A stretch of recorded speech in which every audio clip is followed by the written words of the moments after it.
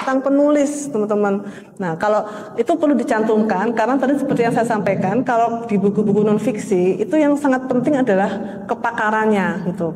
Bayangin aja teman-teman ya, saya teman-teman ingin baca buku arahan agama, tapi yang nulis adalah tukang masak gitu. Kira-kira tuh apakah itu bisa nggak ya itu udah reliable atau bisa dipercaya? Enggak kan gitu. Itulah kenapa ini sangat perlu tuh tentang penulis. Jadi tuh apa ya, untuk semakin menguatkan bahwa begini nih memang ini loh, memang teori-teorinya ini atau hipotesis itu memang benar-benar valid dan layak kita baca. Kalaupun di esai ya mungkin teman-teman bisa tuh menambahkan misalnya pemerhati ya kan, atau mungkin mungkin mahasiswa, misalnya teman-teman nulis mengenai salah kaprah dalam pemakaian bahasa Indonesia di terjemahan film misalnya ya. Nah, teman-teman tuh akan lebih reliable kalau kalian menuliskan misalnya di bawah itu misalnya namanya Safid sebagai mahasiswa bahasa Indonesia, ya kan? Itu akan lebih valid ketimbang tulis oleh misalnya saya Dewi mahasiswa HI. Itu kan nggak nyambung banget ya kan? Itu kan orang kan lebih percaya yang nulis Safid ketimbang saya. Itulah pentingnya tentang penulis. Juga cek, kira-kira perlu nggak tuh ada indeks dalam buku itu? Karena seringkali kan kalau non fiksi itu kan perlu dengan teori-teori gitu kan. Nah, kadang orang pengen baca itu bukan untuk dapat hiburan, tapi untuk dapat ilmu, ya kan. Jadi memang harus diingat tuh supaya nggak kelupaan, itu dikasih indeks supaya orang misalnya nih ya, kelak dia pengen baca lagi, oh dia pengen tahu tema ini di mana ya, langsung cek ke halaman-halamannya. Karena ini perlu juga bisa dipertimbangkan. Next. Nah ini contoh ya, aku kasih contoh buku yang menyertakan banyak fitur-fitur. Ya kan, itu ada fitur kayak misalnya ini buku mengenai ini ya, buku kesehatan, buku kelahiran bayi, tapi itu dia nggak cuma sekedar buku teori biasa. Karena kalau kayak gitu kan banyak sekali, ya kan. Bahkan mungkin kalau cuma seperti itu, takutnya itu nggak akan bisa dibedakan dengan buku-buku kuliah kebidanan. Nah, padahal ini tujuannya untuk umum. Nah, supaya menarik, mungkin kasusku kayak ini ada bagian pernak-pernik antropologi. Nah, itu kan ngebahas mengenai gimana sih bayi dari perspektif budaya.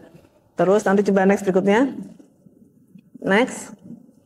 Nah, itu ada juga kayak tanya jawab dengan pasien gitu. Karena kan itu akan bikin orang lebih relate gitu kan ya. Balik lagi. Nah iya, terus ada juga kayak ini kasih masukin juga fakta-fakta unik, apa aja faktanya, terus juga observasi orang tua gitu. Jadi kalau teman-teman nanti mau misalnya entah mau nulis buku non fiksi ya ataupun fiksi, ini juga bisa ini masukin. Jadi kalau kalian sekarang suka bikin jurnal ya, journaling itu mungkin kayaknya bakal lucu deh, atau bikin scrapbook kan kayak gini ya, semacam kira-kira apa sih yang hal lucu yang bisa dimasukin ke dalam buku gitu. Jadi jangan bayangkan itu cuma sekedar nulis buku aja panjang. Enggak, itu sangat bisa dimain-mainin gitu ya.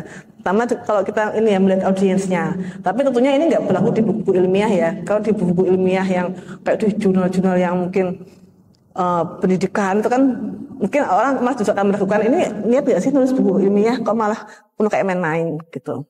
Ini hanya berlaku untuk buku kayak populer. Terus juga ini akurasi informasi ya kan. Ini bakal saya bilang bahwa setiap buku non fiksi itu penuh dengan teori ya kan. Jadi setiap statement itu harus ada sumber atau referensinya gitu kan ya. Itu pun juga di esai. Jadi jangan sampai nanti orang-orang mempertanyakan ini benar bahwa kayak gini. Sebenarnya apa landasan teorimu? Kok kamu bisa bilang bahwa semua orang yang suka makan ayam pasti gemuk gitu kan ya. Ya karena itu kan nanti hasil, misalnya karena ini dari hasil riset itu, atau mungkin entah hasil riset pribadi ataupun riset orang lain ya kan, itu perlu dicantumkan. Karena kan juga ini bagian dari etika ilmiah gitu. Nah juga nggak kalah penting adalah itu editor tuh perlu punya wawasan dan pengetahuan tentang topik tersebut gitu. Jadi karena apa ya, kalau kita tahu gambaran besarnya itu kita akan sangat mudah loh mengetahui di mana sih celah-celah logikanya gitu. Kalau misalnya aku seorang ahli peternakan ya kan, aku paham banget tuh mengenai dunia unggas dan lain-lain. Nah aku akan lebih tahu, misalnya aku diminta menyunting ya buku tentang unggas ya kan, aku akan tahu di mana kejanggalannya. Saya tuh menuliskan bahwa ayam di umur 3 bulan udah bisa bertelur gitu. Nah sebagai praktisi ya, itu nggak mungkin tuh, itu keliru gitu. Nah tapi hal kayak gitu ya, celah itu nggak akan ditemukan oleh misalnya sarjana ilmu politik, karena dia nggak paham ilmunya gitu. Nah, tapi tenang aja, ini misalnya teman-teman kerja di sebuah penerbit, ya kan, terus kemudian kebetulan ya mendapatkan saya yang mungkin di luar dari teman-teman, keilmuan teman-teman, itu ada yang namanya editor ahli, gitu. Jadi kita bisa yang namanya memeriksa, menyunting, ya kan, dan dibantu oleh editor yang ahli. Jadi dia akan menyunting sesuai keilmuannya, dia akan cek gitu loh, ini benar nggak ya, valid nggak ya. Nah gitu. Jadi antara ada yang membantu di bidang substansi ya, untuk kayak menyusun bahasa yang enak, dan juga yang akan membantu mengecek akurasi informasinya. Gitu. Silakan cek. Next. Ini contohnya ya, makanya itulah kenapa selalu ada yang namanya daftar pustaka dalam setiap buku. Nah itu ntar bisa bebas diatur ya. Ada penulis yang mungkin karena saking banyaknya daftar pustaka, ditulis itu perbabnya ada apa aja gitu. Ada juga yang cuma langsung sekalian jujur. Cuma memang kelebihan dari kalau kita misalnya mencantumkan perbab apa aja daftar pustakanya, itu apa ya? Itu memudahkan pembaca. Misalnya aku tertarik dengan bab 4 ini nih, tema ini. Kalau aku ingin tahu lebih dalam, aku kan baca mana lagi ya gitu. Sementara, tapi kelemahannya adalah itu akan makan kertas gitu loh. Jadi akan lebih banyak kertasnya dan itu akan berpengaruh ke harga buku, ya kan. Kalau lebih tebal dan pastinya akan lebih mahal. Ya, jadi ada banyak pertimbangan di sini. Next. Kemudian yang nggak kalah penting karena ini buku yang akan dibaca oleh orang-orang, itu bukunya harus jelas dan terbaca.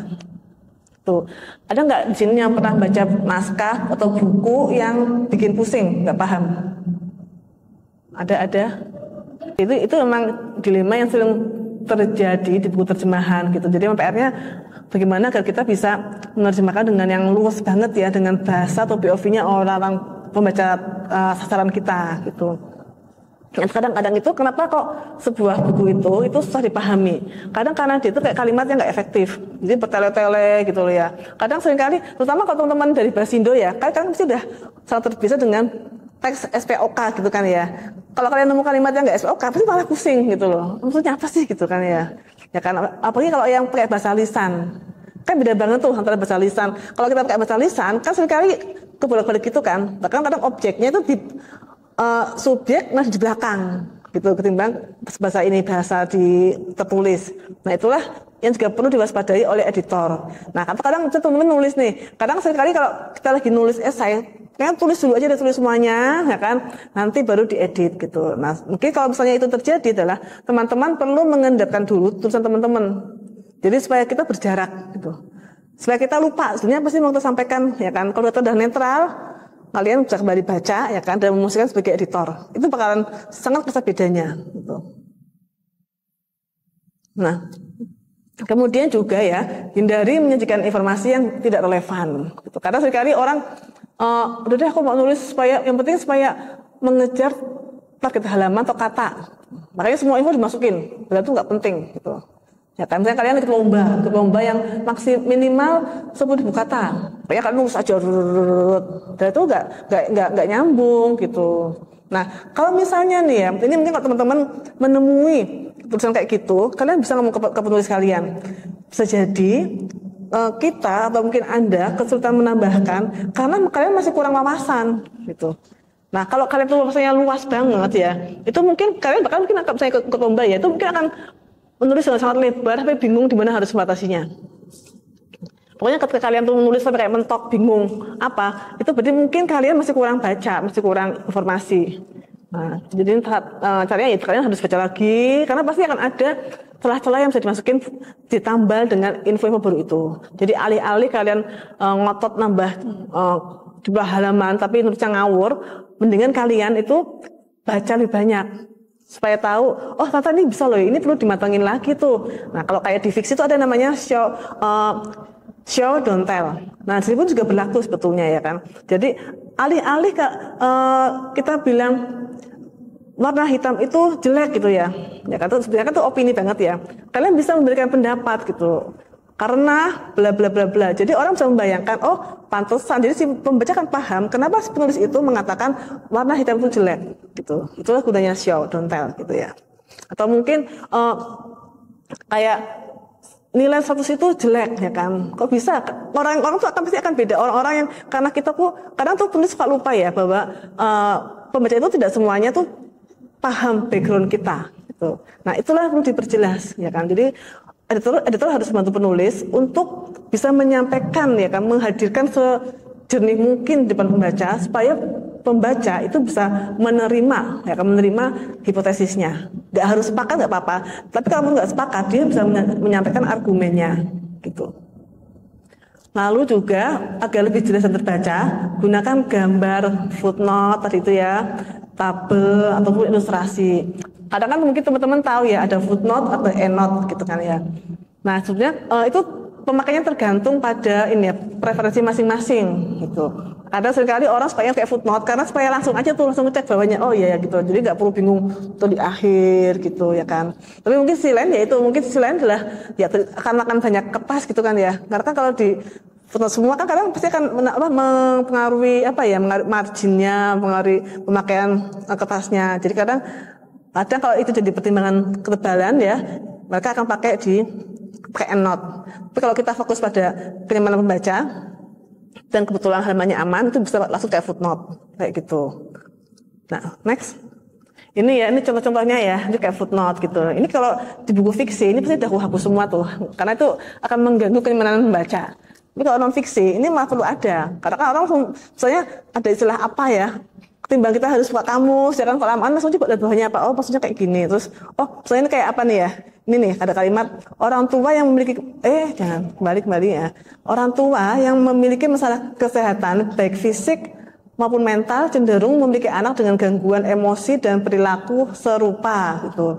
Nah kita kan loh kok bisa dia bilang kayak gitu, apa alasannya? Nah itu makanya penulis perlu mencantumkan footnote-nya. Nah ini loh yang mengatakan demikian gitu loh. Dan aku menggunakan pendapat orang ini karena ini akan mendukung hipotesis utamaku gitu. Akan mendukung akan memperkuat gagasan atau ide-ide yang aku sampaikan di buku ini. Begitu.